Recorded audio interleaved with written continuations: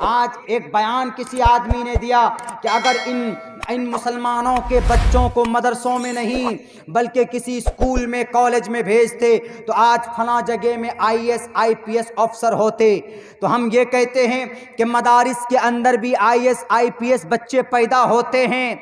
उठाकर देख लो, JK के अंदर, स्टेट के अंदर एक मौलाना फजल हक साहब हैं जिन्होंने UPSC के अंदर में क्वालिफाइड किया है और वह IAS कलेक्टर बने हैं, DM बने। मदरसे में पढ़ने वाले बच्चे के अंदर क्या IPS पास करने की, नेट क्रैक करने की पोजीशन नहीं होती है, बल्कि मैं तो ये कहता हूं कि जो बच्चा कुरान पढ़ने वाला होगा, जो बच्चा अहादीस रसूल को पढ़ने वाला होगा, उसका माइंड और ज्यादा तेज होता है।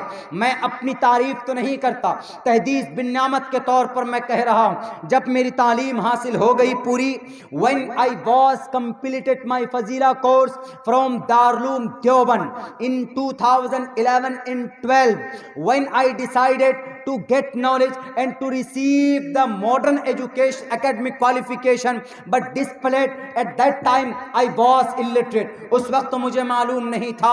Before some time I went to Bangalore. हम 1 घंटे तक स्पीच दे सकते हैं, इंग्लिश के अंदर कोई बड़ी चीज नहीं, कोई बड़ी बात नहीं। 3 लाख कुरान करीम के अल्फाज को जब याद कर सकते हैं तो ये फिर ये अंग्रेजी की सेंटेंस या अंग्रेजी की टूटी फूटी जुबान के ऊपर बात करना कोई बईद नहीं है। ये बड़ी टूटी हुई जुबान है।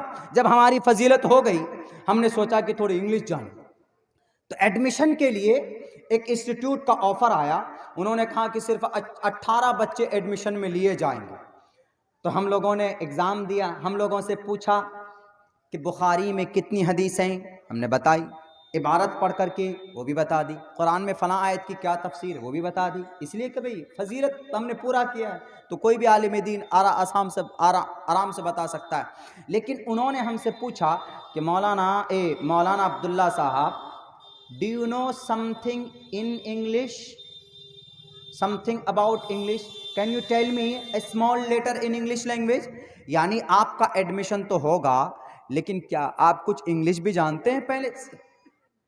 बचपन से हमको एक ही जुमला याद था, रटा हुआ, आई एम गोइंग, मैं जा रहा हूं, ये याद था। हमको ये भी मालूम नहीं था कि आई किसको बोलते हैं, एम किसको बोलते हैं, गोइंग किसको बोलते हैं, ये मालूम नहीं था। हमने कहा कि हाँ सर याद है। बोला आप एक सेंटेंस, एक लाइन बोल दीजिए, दाखला हो जाए। हमने कहा सर पूछिए। बोला कुछ भी बोलिए आप इंग्लिश में। हमने कहा कि sir I am going to market. बोला क्या मतलब? हमने कहा कि सर मार्केट जा रहे हैं, इसका मतलब यही। तर्जमा भी करेक्ट बता दिया। तो उन्होंने सोचा कि अच्छा इंग्लिश जानता है, हालांकि उस वक्त हमको ABCD का पता नहीं था। तो उसके बाद उन्होंने हमको ऊंचे क्लास में, यानी अपर क्लास में हमारा नाम लिख दिया उन्होंने, अपर क्लास में। तो अपर क्लास में हमारा एडमिशन हो गया। आज जब इंस्टीट्यूट पहुंचे, पूरे झारखंड और बिहार से अकेला मेरा एडमिशन हुआ था। तो हम जब पहुंचे बेंगलोर, तो वहाँ अब जब क्लास वगैरह, दर्स वगैरह शुरू हुआ, क्लास जब शुरू हुई, तो सबसे पहले दिन ये कहा गया कि आप अपर क्लास के लोग हैं, कितने हैं? 18 बच्चे, और ये दूसरे नर्सरी UKG में यानी कि 0 क्लास के बच्चे। अब वहाँ तो सारे मौलाना लोग थे, हम लोग दाढ़ी वाले थे, बड़े थे, चूँकि फजीलत आलमियत करने के बाद पहुँचे थे। तो सबसे कहा हम 8 लड़के थे जो अपर क्लास में थे, जो इंग्लिश जानते थे। हम तो कुछ नहीं जानते थे, एक सेंटेंस बचपन का याद था, वही तो बोल दिए थे, चूँकि दाखला लेना था। तो उन्होंने कहा कि जानते हैं। हमने कहा सर जानते हैं। एडमिशन हो गया। फिर टीचर लोग क्या बोलते हैं, and there are 8 students and something know about English and they are able to tell in front of us in English language about any topic, किसी टॉपिक के ऊपर जरा आप लैंग्वेज वो इंग्लिश में स्पीच दीजिए। अब सब तो दे रहे, अब मेरे समझ में नहीं आया कि बोले क्या है हजरत। अब सब तो आके 2 मिनट, कोई 3 मिनट बोल के जा रहा है। अब जब मेरी बारी आई तो मैंने कान में कहा कि मैंने कहा सर मुझे एक ही जुमला याद है बस। बोला नहीं आपका तो अपर क्लास में हुआ है ना, एक ही जुमला याद है, मतलब आप तो इंग्लिश जानते हैं। हमने कहा कि सर मैं जानता हूँ, एक ही जुमला जानता हूँ बस, और कुछ नहीं जानता हूँ, ABCD A से Z तक भी याद नहीं। कान में हमने कहा। बोला कि कैसे एडमिशन कैसे हो गया आपका? हमने कहा कि सर जब एग्ज़ाम हो रहा था तो सर ने हमसे पूछा कि आप कुछ इंग्लिश में जानते हैं? हमने कहा कि हाँ जानते हैं। वो जो जुमला हमको याद था एक तो लाइन, वही तो ये लाइन बोल दी हम, और उन्होंने सोचा कि बढ़िया इंग्लिश जानता है, फटाफट बोल दिए थे। तो बोले अब कैसे होगा? हमने कहा कि सर अब कुछ नहीं हो सकता। तो उन्होंने हमको नीचे क्लास में डाला। नीचे क्लास में जब हमने मेहनत की, कुछ दिनों के बाद में BUT बट, BUT बट, और एक है इसी तरीके से PUT put, BUT but, PUT put. देखिए दोनों में यू है, एक जगह पर क्या है BUT बट और एक जगह पे PUT पुट। यहां पर भी तो बुट होना चाहिए ना, BUT बुट होना चाहिए, जैसे PUT पुट है। हमने कहा कि सर इसमें बट है, इसमें पुट है, दोनों जगह पेश है, दोनों जगह यू है, या तो दोनों को बट होना चाहिए, इसको भी पट होना चाहिए बट की तरह, या इसको पुट की तरह इसको भी बुट होना चाहिए। बोला नहीं, अंग्रेजों ने ऐसा कर दिया। हमने कहा नहीं पढ़ेंगे ऐसे लैंग्वेज जिसमें एक ही जुमला हो, सब कुछ एक हो, तो एक जगह दूसरा पढ़ा जाता है, एक जगह दूसरा पढ़ा जाता है। हमने कहा कि सर हम बोरिया बिस्तर बांधने जा रहे हैं, नहीं पढ़ेंगे। बोले एक काम करो तुम, ज्यादा नहीं 1 महीना दे दो हमें, 1 महीने के अंदर, उसके बाद 1 महीने के बाद आप डिसीजन ले लेना कि आपको क्या करना है। 1 महीने तक रहे, मेहनत की, तो 1 महीने के अंदर अंदर हमको हल्का हल्का इंग्लिश बोलना आ गया। 1 महीने के बाद मेहनत कराने के बाद तो प्रोफेसर मोहसिन साहब बोले कि मौलाना Abdullah come on the dais, आ गए, मतलब आइए स्टेज पे, कुर्सी पर बैठिए। उन्होंने कहा कि please tell your friends in English language about any topic, कुछ भी बोलिए, किसी भी टॉपिक के बारे में, only within 2 minutes you have to finish your topic, your speech. तुमको 2 मिनट के अंदर अपनी बात पूरी करनी। तो 2 मिनट क्या, हमने 5 मिनट बात की छोटे छोटे जुमलों में कि मैं सुबह उठता हूं, मैं पढ़ने जाता हूं, मैं खाने जाता हूं, मैं ये करता हूं, मैं वो करता हूं।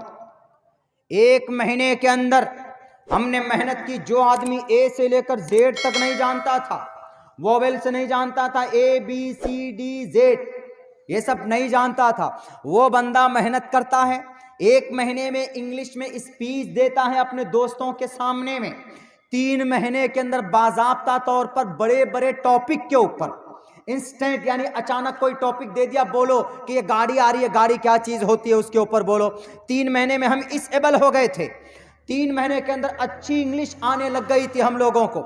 3 महीने के अंदर स्टडीज इन इस्लाम, कुरान करीम की आयत को अरबी इंग्लिश के अंदर ट्रांसलेट करते थे, उसके मीनिंग को, फिर उसको बयान करते थे। तो वही चीज हमने वहां पर अंदाजा लगाया। वो प्रोफेसर मोहसिन साहब बोले थे कि मैं एक इंस्टीट्यूट का, मैं एक प्रोफेसर हूं। मैंने अंदाजा मेरा था पहले से कि जो हुनर और जो मेहनत और जो कुव्वत कुरान पढ़ने वाले मदारिस मकतब के बच्चों के अंदर होती, जो ज़हनी ताकत एक मदरसे के बच्चे के अंदर होती है, वह एक स्कूल के बच्चों के अंदर नहीं होती। मेरे भाइयों, 10 साल का कोर्स हमने, 18 नौजवानों ने 10 साल का कोर्स सिर्फ 2 साल के अंदर हम लोगों ने कंप्लीट किया। 1 साल का कोर्स हम लोग 1 महीने में पूरा करते थे, और करते थे ढंग से करते थे। तो इसलिए जो काम मदरसे के बच्चे या कुरान पढ़ने वाले बच्चे जितने आसानी से कर सकते हैं, वो किसी दूसरे तालीमी इदारों के बच्चे नहीं कर सकते। ये मुआजिज़ा है, ये ईमान की ताकत है अल्लाह ने जो हमें और आपको अता फरमाया। इसीलिए हमें न तो डरने की कहीं ज़रूरत है, न घबराने की कहीं ज़रूरत है। अगर कोई आपके मदरसों पर एतराज़ करता है, मस्जिद मदरसे की तरफ अगर कोई उंगली उठाता है, आप कहिए कि अगर ये मदरसा ना होता तो जालिम हार्बर्ट रॉबर्ट को मुंह के सामने में उनका कोई चैलेंज नहीं करता। मुंह के सामने में चैलेंज करने वाले कौन थे? टोपी और दाढ़ी वाले थे। सैयद शाह इस्माइल रहमतुल्लाहि अलैह 1818 के अंदर एक पूरी टुकड़ी लेकर पहुंचे थे। कहाँ? सबसे पहले में बालाकोट की पहाड़ी पर अंग्रेज से लड़ने के लिए कौन थे वो? कुरान के पढ़ने वाले थे वो। शामली के मैदान में उलमा ने कुर्बानी दी थी, कौन थे वो? वो मदरसे के पढ़ने वाले उलमाए किराम थे वो। और आपको तारीख याद होना चाहिए, दिल्ली की चांदनी चौक से लेकर खैबर तक जितने भी फांसी के फंदे पर लटके हुए थे वो उलमाए किराम की तादाद थी। मदरसों के अंदर पढ़ने पढ़ाने वाले थे, मकतब में पढ़ने पढ़ाने वाले थे। मेरे भाई